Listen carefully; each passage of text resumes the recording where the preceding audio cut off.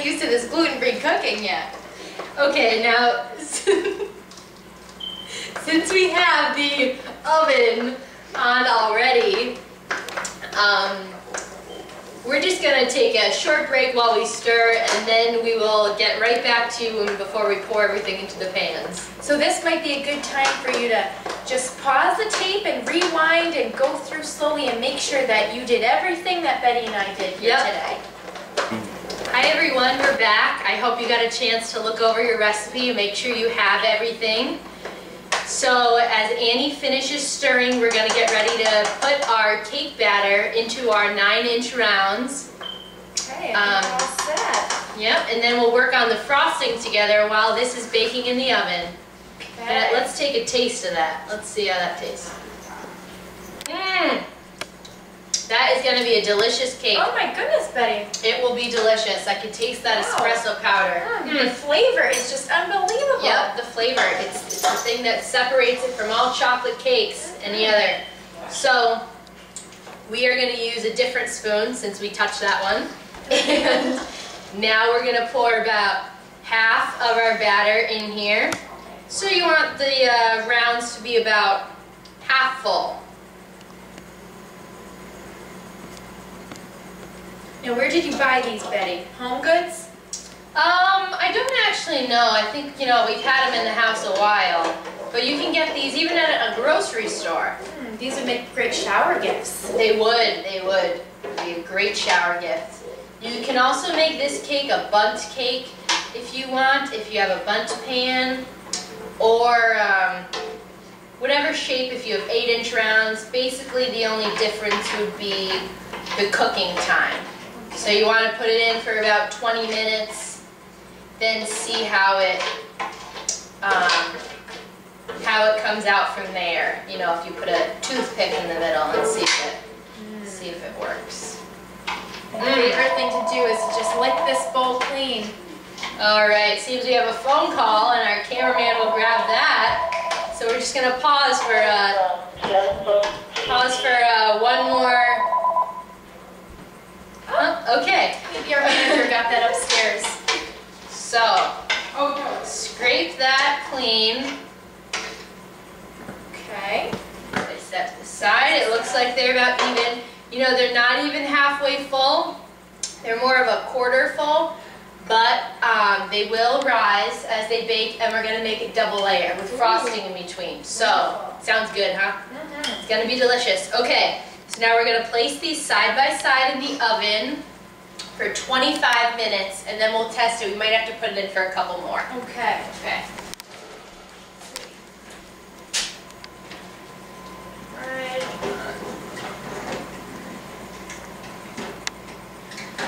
And they don't quite fit. Oh. Okay, there we go. We'll switch them up.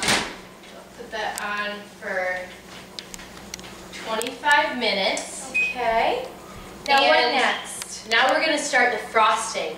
So it's just very, very, very simple frosting. All we're using is semi-sweet chocolate chips and water.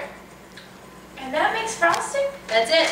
It's the way we prepare it, so we're going to be whipping it with the electronic mixer that I found out does work. So sorry, your arm's probably tired. Got a good little workout in there, Betty. Well, we're going to melt these. So it calls for 3 cups, but we'll take this. This is 4 cups full, and we'll see. These are actually chocolate chunks, but it really doesn't make a difference. Now this we're going to be sounds melting it. Sounds like it'll be a light frosting with just chocolate and water. No heavy cream. No heavy cream. It's going to be very delicious. It's nothing that's, sometimes that bakery frosting gets to be a little bit too much, but this will be good. Okay. So, basically we're going to put a cup and a half of water in with this. So, I'll rinse this one out. Is this cold water? Yep, just cold water. Okay. So this we'll is an add adorable little bowl you have, Betty. Christmas tree shop. Oh my goodness, look at that sweet thing. Yep, get a good deal on it. So, 1 1.5 cups of water. You just pour that over, and you know, any glass dish that you can microwave this in, or a microwave safe will work. And so now we're going to put this into the microwave for 2 minutes, and then we're going to let it cool a little while, and then we're going to whip it with the electronic mixer. Okay. So we'll just place it in for 2 minutes, and if we have to melt it a little bit more, we'll see. There are so many recipes in this book. Let's see, the name of this book is Cooking for Isaiah. Wow. Yes, that's a good one. It's one my grandmother's friend gave to her. So, yep, you can get that. It is gluten and dairy-free recipes. Ooh. So this cake is dairy-free as well. And it looks like it might be child-friendly too. Yep, there's a lot of delicious recipes in here. Spaghetti and meatballs. I cooked that for my grandmother once for her birthday as well. Actually, it's the same day I cooked this cake, baked the cake. So, we are going to grab a new spoon to stir this up when it's all done.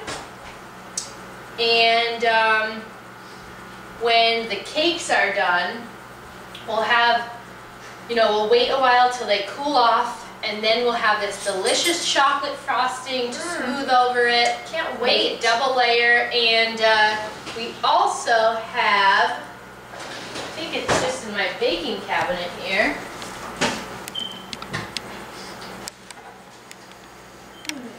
Now, Betty, Can't find it right now, but we have birthday candles too. That was just the dog barking. So we're gonna pause right now while our frosting is heating up. Okay. Wow. So I just took this out of the microwave. I put it in for an extra 35 seconds. The chips weren't really too melted, and it kind of looks like just chocolate milk right now. It's a little deceiving. So basically you just stir it around, wait till all of the chocolate is really melted and it's all smooth.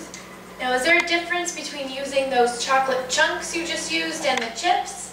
Nope, it's all going to be melted anyway, so it doesn't matter. You could even use a chocolate bar if you wanted dark chocolate icing and frosting, and you just have to break it up in small pieces and make sure it can be melted. Okay. So, we're just stirring this until it's smooth, and now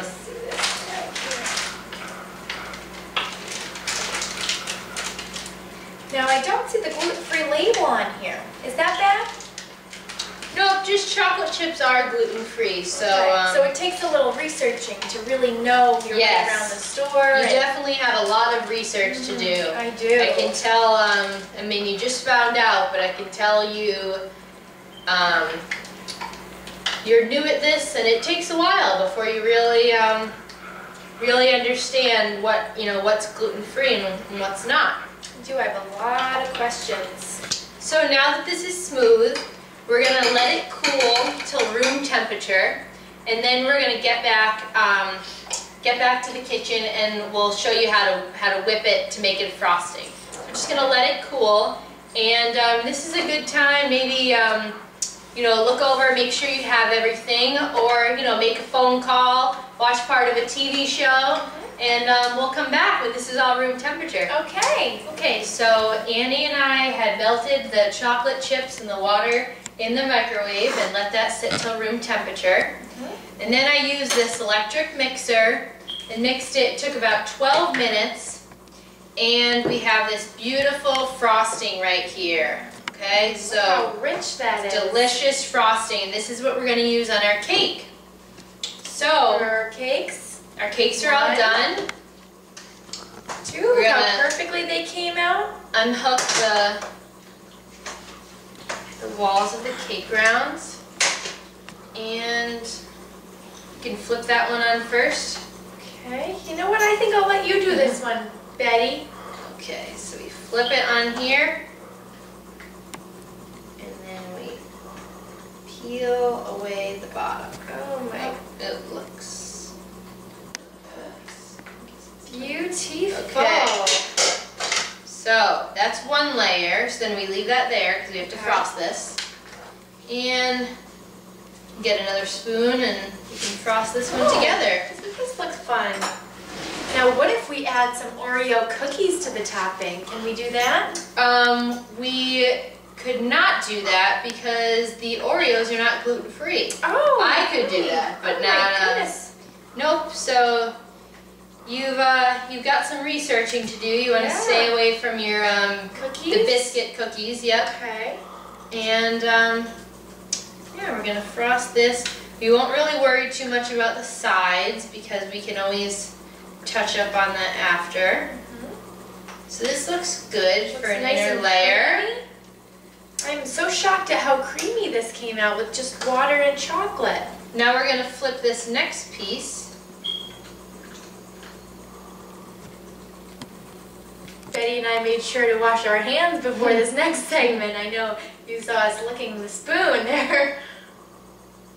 Oh, look at that.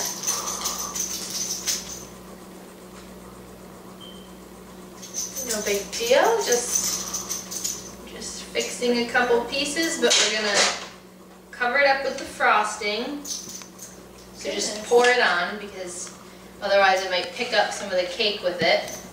Just load all of it on. Okay. Yep, there we go. Nice and chocolatey. And look how easy this is. You can kind of just let the frosting fall and it'll make this delicious creamy look. Wow, this is some birthday cake, Betty. Get all the sides. If you want to let it fall onto the wax paper, it's fine. We can always transfer it to another plate. Nothing more we can add in here. Doesn't this just look delicious? And if there are any gluten-free toppings you want to put on, feel free to add those at this point, right, Betty? Yep, you can look in your aisle, in your gluten-free aisle for gluten-free chocolate cookies and crunch those up and sprinkle them on. I, on my last cake, have just put more chocolate chips and chocolate chunks on top. Make sure this is nice and Maybe even. some cut strawberries might be a nice touch. Put cut fruit if you like that. And wow, I am just simply amazed, Betty. I had no idea it would come out this smooth, creamy. It looks just like a normal cake. yep, and it looks delicious. I can't wait to try some. So you can take your extra chocolate chunks or chocolate chips and, you know, sprinkle those on top. It look a little decorative. Okay. Very easy. Beautiful. And doesn't that just look like it's from a bakery? It just looks like a picture. It's what it looks like. Even better than a picture, it's a video. We got ourselves a video of this. I just hope I can make this as good as you are when I do it on my own. Well, just watch this video and look at that beautiful birthday cake I have for my grandmother today. So, wow. Thank you so much for joining Annie and I. We had so much fun teaching you about how to make a gluten-free chocolate birthday cake. I had fun learning. I had no idea it was this simple. Well, Annie, you come with me next time. Next time I bake or cook something gluten-free, I'll invite you over and I'll teach you how to make these meals. They're very simple. Okay, maybe we'll invite you along too. Thank you. Thanks. So